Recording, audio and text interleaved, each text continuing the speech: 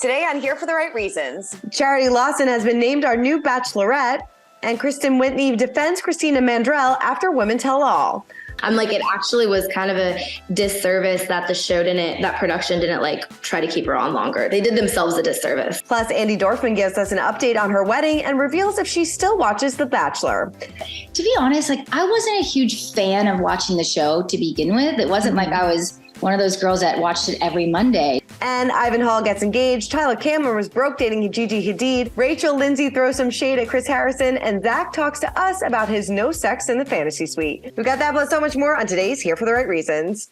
Hey guys, Christina Garibaldi here with Us Weekly Deputy Editor Sarah Heron. And Sarah, we did hometowns, we did Women Tell All. We are pushing to the end. We are. I mean, it's shocking, but we have a new Bachelorette. We have a final 3.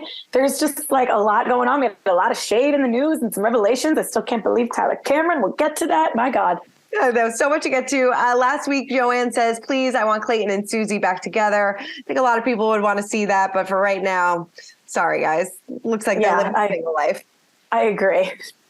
All right, let's move on to our big news of the week, kicking it off with Charity. She has been named our new Bachelorette for season 20.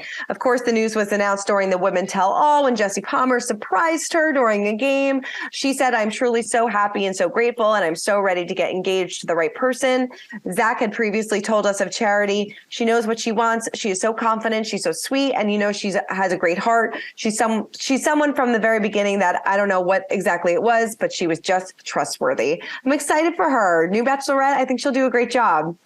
I thought that the Jesse Palmer, going backstage and tricking her about playing a game was very cute. Mm-hmm. It showed a very genuine reaction. It's always interesting that they find out sometimes like this. Rachel and Gabby had a similar thing last year. So they obviously must agree to sign the contract, but don't know. So then they know they're going to say yes. Cause imagine if she was just paradise and the whole thing was ruined, but it was very sweet. I will say I'm not concerned it's going to be boring because I feel like you could say that about a lot of leads, but after this, I was kind of like Ariel. Yes. Kind of a good Bachelorette. So I kind of wish it was her, but I think Charity is gorgeous. We love a Bachelorette from Georgia. They always the Southern Belles. And I think I'm intrigued to learn more about this ex-boyfriend that came up so much at her hometown. Her family seemed so genuine and nice. So ABC usually knows what they're doing. And I'm excited that we have an answer. And it was a fun way to find out. It was a fun way. I like how they're kind of switching it up and switching up the format a little bit, which maybe they'll do in this upcoming season of The Bachelorette. Because it just seems like things, I don't know. It just seems like things are getting a little stale. And I just want something to switch it up a little bit, even then, but they have some time to figure it out. They're going to start filming hopefully relatively soon, which they usually do right after Bachelor wrap. So we'll see how it goes, but definitely excited for her. And she seems like all around a great person. Yeah. And it was very sweet at the end when she was like, for someone like me, for other people to see themselves in me. And obviously this will mark our third Blac after Rachel Lindsay and Tayshia, who kind of had to share the crown, but still gets some credit. And obviously, diversity is something this show can only try to work on, which we can get to maybe at the Women Tell All. Definitely. But speaking of Zach, he did decide when he was filming that he was not going to sleep with any of his finalists on Sex Week in the fantasy suite. And obviously we have to wait and see what happens next week, which this is probably the most excited I've been for an episode. I'm finally a little what's going to happen? I don't know. And I don't, root for people to mess up, but at least it's entertaining. And we did ask Zach about it at the Women's Hall. And he said, from what I can say is a lot of things do change. And going into that week, I thought I could basically set up guidelines for myself and a guideline for others to try to make it less messy. And it bit us in the ass. So that's intriguing. We asked Jesse Palmer about it. He said, he put some parameters around fantasy suites that he thinks is going to help him make the decision. He decides he's not going to sleep with any of the women. He's going to focus on other means and ways of progressing the relationship, but things don't exactly go that way. When Zach told me he was not going to have sex with any woman, I was sort of like, you're going to be able to do this? ? You're going to be tempted. The fantasy suites are there for a reason. Sexual compatibility is a really big thing, especially if you're going to get down on one knee and ask someone to marry you. Also, what if the women want to have sex with you? You're kind of taking that off the table. That was probably the most shocking moment for me because honestly, part of me kind of knew how it was going to end. A little shade from Jesse Palmer. I like it. I like it. And I mean, based on the teaser trailer, he does admit that he gets intimate with somebody. So it seems like his plan kind of blows up in his face and, bad for him, good for us. 100%. So we'll see how it goes. I'm excited for the fantasy suites. I really am. That's when, obviously we're nearing towards the end. He's got really strong connections between these three women. So we'll see how it goes. Well, somebody that knows a little bit about the fantasy suites and, of course, the Bachelorette is Rachel Lindsay. She addressed the false reporting that ABC was considering bringing back Chris Harrison. She threw some shade at him during her appearance on Watch What Happens Live. She said, I think it's a rumor that his team started. I mean, he's got a podcast to promote. It's something to talk about. You know what I mean? There's no way. They went through so much with what was going on with everything and the fallout. There's no way that they would have those conversations. Chris, of course, talked about this on his podcast back in January, saying that ABC might want him to return or responding to those reports. He said, the report said internal conversations are being had by ABC executives about bringing you back. Do I think these conversations have happened? Probably. I think it would almost be crazy not to if you're running a business, any business at all, and that business sales are down 50 to 60% and falling, and everybody can see the numbers. We know what's happening. And he went on to talk a little bit more about it. Source told us that there was no truth in that. I mean, that would be kind of messed up if he planted the story himself. I mean, listen, Chris Harrison is never coming back to The Bachelor. I'm sorry, everyone, whether you like him or not. It just literally makes no sense. This was a report that ran on Radar Online. Mm-hmm.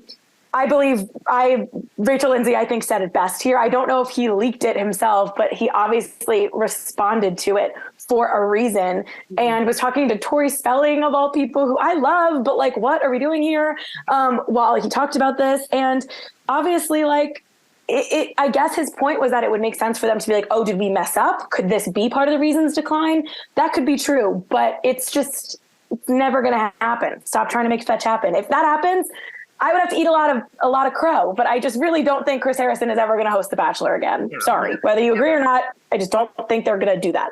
I totally agree with you. There's no way back for this one. It was just too much of a public fallout, and it would look weird if he came back at this point. It really would. Also, that's not going to save the ratings. No, people, I know there are people who quote unquote stopped watching for him. I believe that, but that's not going to fix the problem because then the people who were so mad about that are going to stop. It's a give and take here. That was just going to be a blow they had to try to recover from.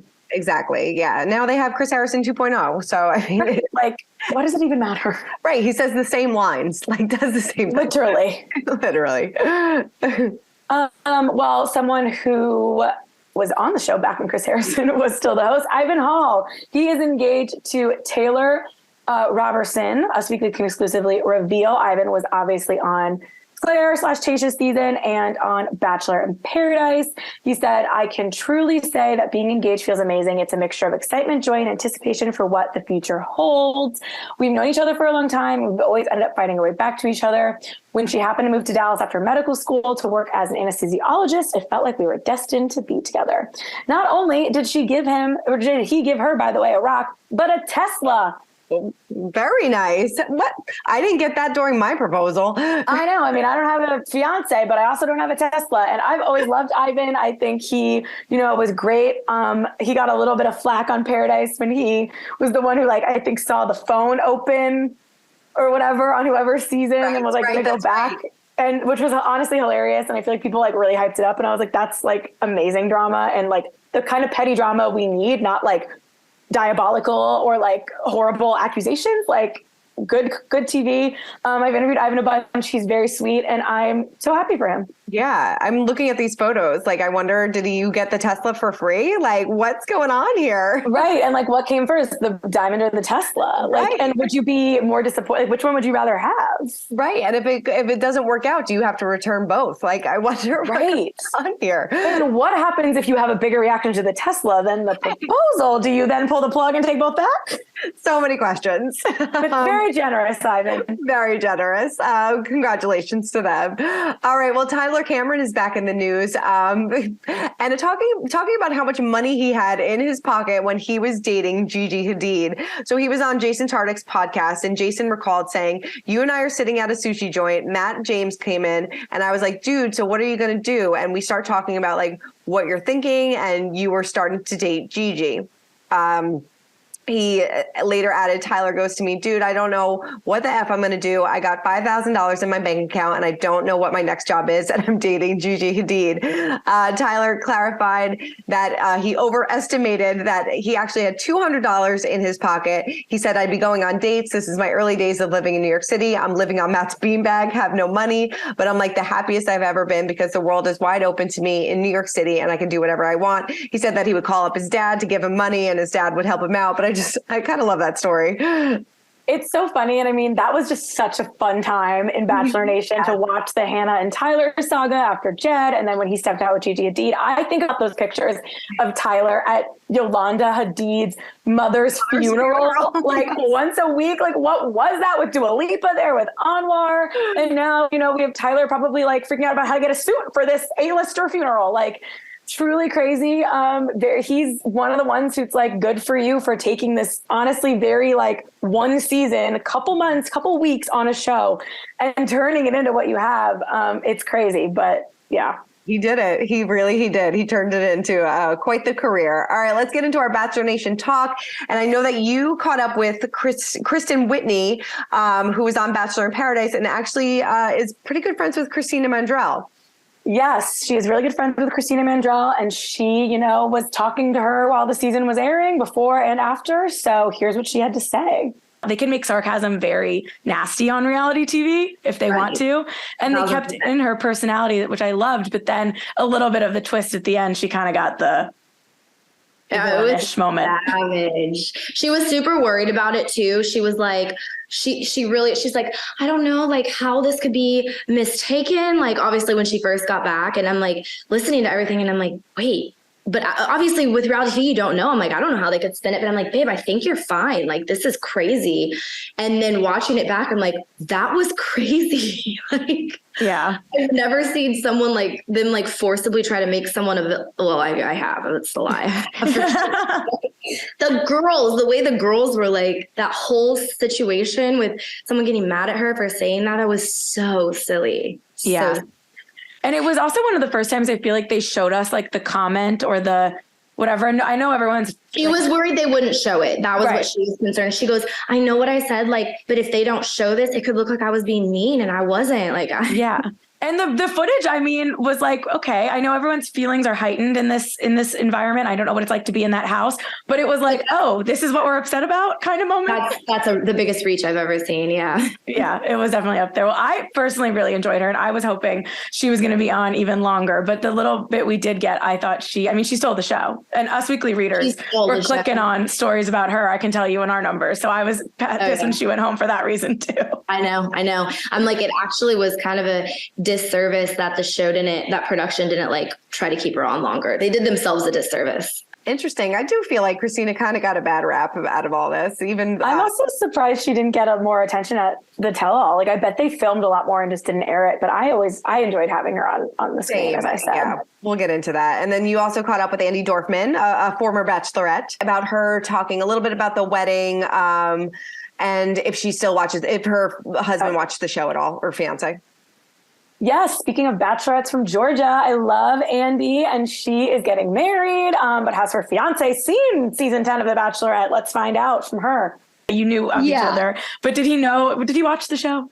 No, definitely. If you know Blaine, he's like watches sports. He's not watching The Bachelor, The Bachelorette. But yeah, of course he knew about it. I mean, I feel like especially back when I did it, it was like a huge deal. I mean, it still is huge, but like that, you couldn't avoid The Bachelor or Bachelorette when I did it. So yeah, he definitely knew about it. He has no plans of watching it, which I'm totally fine with. I don't want him to watch what I was like at 28 years old. Like, I'm good. We can leave that in the past. Unless it was fair, like he had a version you could watch. That would be the only reason it could be fair. Yeah, it's like he wants to go back 10 years of your life and like see what you just, I'm going to cringe at every aspect of it, you know? Yeah. 100%. But yeah, he knew about it, of course. Will we see any familiar faces from the Bachelor world at this wedding? Yeah. Can you tell me who? For sure. I mean, there's definitely some obvious, like Kelly Travis, who I always call her Kelly Travis. It's Kelly Ham now, but Travis on the show and forever in my heart. Kelly will be there.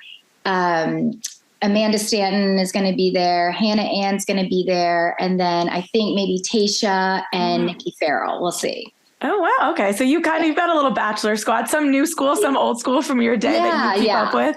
Yeah. And is that something that you found, whether you still watch the show or don't watch the show, being associated with a show like that, the people, you do find each other and like you kind of become support systems. Like you mentioned Hannah Ann, obviously she was on the show years after you were, but you ended up becoming friendly.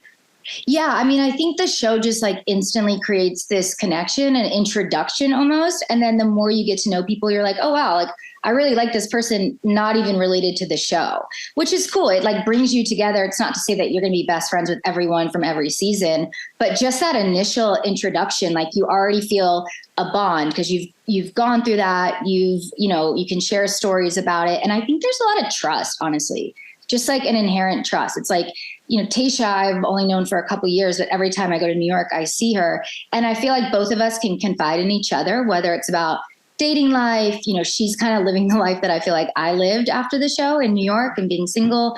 And yeah, there's just like a trust that I really love that aspect of it. I know you posted that you and Blaine do watch a lot of TV together. You'll, post what you guys are watching. Do you ever watch The Bachelor yourself, or do you guys watch reality TV at all? I watch every Real Housewife imaginable, like every single city down to like Dubai. Yes. No, I feel bad saying that, but to be honest, like I wasn't a huge fan of watching the show to begin with. It wasn't like I was one of those girls that watched it every Monday. So I don't know. And plus I feel like now if I watched it, I'd be like, oh, there's production or there's an editing clip, and probably would take a lot of the joy out of watching it. Guess they're not catching up every single Monday. No, not so much, but very cute. Happy for her. Definitely. All right, let's get into our double feature of The Bachelor this week, starting with our hometowns. Ariel taking Zach around New York, Gabby in Vermont, Charity in Georgia, and Katie in Austin. So which ones really stood out to you the most? Honestly, it was like the Katie and Charity and Gabby had like the most like classic like hometowns. Everything pretty much went well. The parents were so nice and lovely. And that's great for them, but it made me bored. So Ariel was when I was eyes to the screen, the brother Bobby, iconic television. I also like that Zach was walking through New York City like he was in a foreign land. I love seeing pizza. What's pizza? I know, and people playing chess on the street, like anyone ever, really reacts to that. If you live in the area, you don't like stop and really talk to the chess players. It's not the Queen's Gambit. And I love a Jewish deli. It was nice to see, some Judaism on screen. I feel like that doesn't happen often. Religion isn't talked about much on The Bachelor in general. And if it is, I feel like it's more of like a Christian Catholic conversation. So I loved that. And I just loved Ariel's family. I thought her brother, it's funny because a lot of times, right, when we have the controversial family member who maybe is tough on the show, you feel sympathy for the contestant or you feel sympathy for the lead. Here, because Zach couldn't answer the simple question of why should my sister want to marry you, I didn't feel bad for him at all. I didn't feel bad for him at all. And even like, what's her middle name? When's her birthday? He's like, well, we got time to learn about the small details. I'm like, well, right. Like kind of like a big, yes, I know that like where he doesn't get a lot of time with these people, but yeah, like if you can't even like vouch for yourself about why somebody should marry you, then you've got some problems. Like maybe you are then just the boring bachelor. Right. Or like the bachelor who maybe thinks a little bit too much about himself, but then can't even like articulate. But that's crazy because I feel like a lot of people are saying he can't really be challenged or have a conversation. But then, so you think he's talking about his favorite topic himself, being the bachelor, but then he can't even give us a reason why? Yeah. It was so strange to me. You get this air about him, like these girls should be lucky to be with me. And it's right. No, like it works both ways. They have to choose you as well. Like, somebody can get up there and say no to your proposal. It's happened before. And it's never like the bachelor is never going to know their middle name or birthday until like it's always a subtle flex when they, get the producer to find out. So when they can ask in the proposal, but you could have sold it more. Like, I know it's crazy that we don't know that yet, but I'm telling you, I feel X, X, and X when I'm with your sister, or I prioritize this and this because of the process being short. And I think that's important because insert this here. Like, It didn't make any, he didn't do himself any favors. But I think this, while I have been split between Gabby and Katie, this to me solidified Katie is 100% the winner. They got to live out a fake day in Austin, which is a huge advantage. The fact that they're from the same place and got to do like normal people things. Her family clearly likes him. I saw someone tweet like, we saw a full teeth smile for the first time. She's it. And I agree. I agree too. I think that he felt the most comfortable here. And I think, like you said, it's a huge advantage that they live in the same town. Like, I feel like, okay, if he picks her, maybe this actually could work. Like maybe like, when somebody doesn't have to uproot their entire life, they're going to, figure out a way. I like them together. And I feel like if it's Katie, if it's not Katie, then I don't know. I think it's Katie or bust pretty much. I totally agree. Yeah. All right. Well, let's move on over, since the hometowns were a little blah. Let's move on over to Women Tell All. I don't know why. Wait, hold on. My last quick point.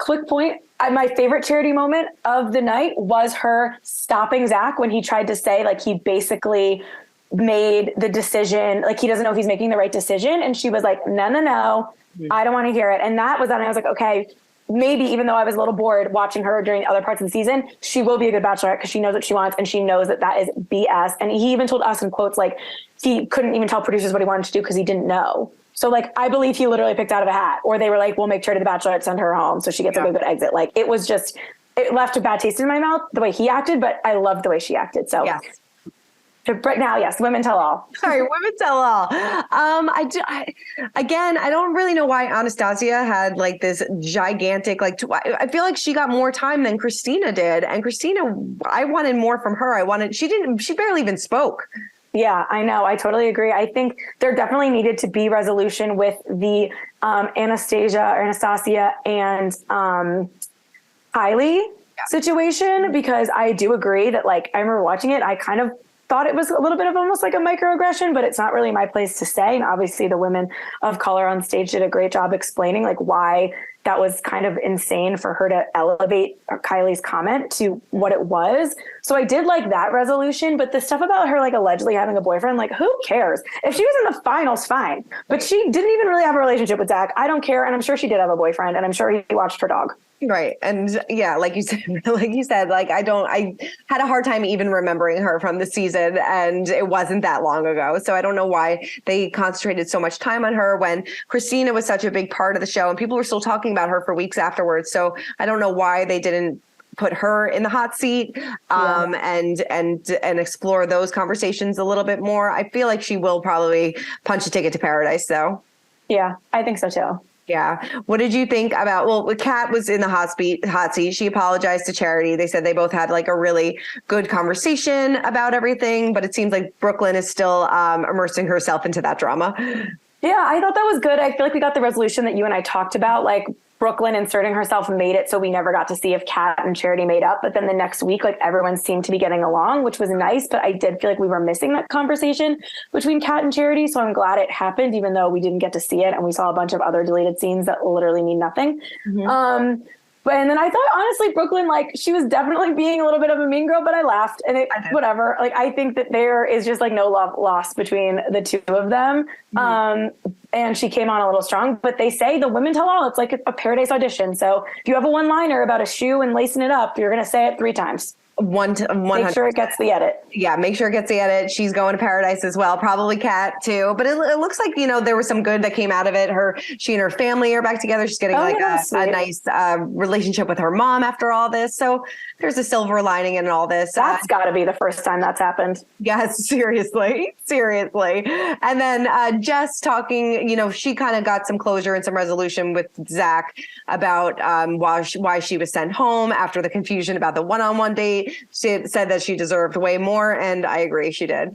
She's 100% going to paradise, and I think she's going to be great and probably be like a little mini Bachelorette in paradise. I actually grew to like her. I feel like I was a little, with the body glitter, and she's 23, but I think that, Zach didn't look good in that conversation with her. And I think that she, did a great job. She also, it's hard when, the girls who feel jaded, if they go a little too hard, it's like, all right, relax. Like, how deep was this? So she didn't, go in too hard, but she stood up for herself. And I agree with her. So I think we'll see her again. Yeah. What did you think about Greer in the hot seat?